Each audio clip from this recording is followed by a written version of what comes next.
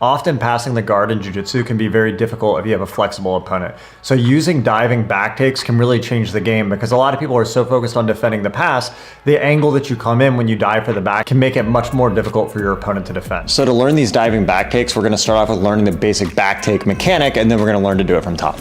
So the first mechanic we're gonna use is a bolo mechanic, and in my opinion, this is one of the simplest, easiest ones to use. So I'm gonna tilt my opponent's knee inward, we're gonna grab the hip, and the key here is I wanna get my shin over my opponent's knee line. This is like the Mikey and Nick Salz and Daniel Myra way of doing the bolo. So I'm gonna get my shin over their thigh, I grab the hip here, I'm gonna tuck and invert my head all the way through, and when I come through here, he's gonna stay up on his hands for now. I want my right foot to stay along his ribs, and my shin, you can come around this way, my shin is gonna stay connected really tight on his hip here. This creates kind of a painful lock on his thigh.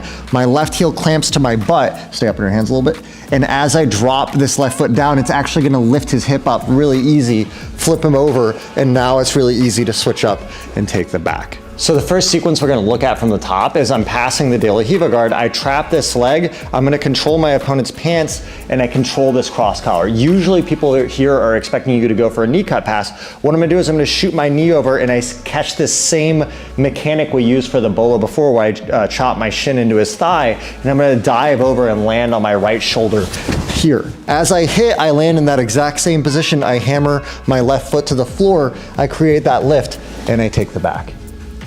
So the next one's really useful versus a flexible guard. So sometimes my opponent's side tilted into the way I'm passing. So as I circle, he'll kind of follow and invert up here. So what I'm gonna do is I'm gonna shoot my cross knee instead of the same side knee to his shin here, or to his calf here. And now I'm gonna grab the hip, and my left shin, you need to go around that way. My left shin is gonna shoot over here. So I land in this position here.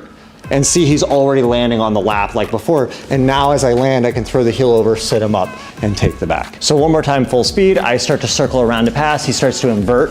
I come around. I use the cross knee to pin his calf. I catch the hip, dive, and take the back. Hope you guys like the content. Also, if you guys haven't checked out my website, be sure to check that out. I'll put the link in the description.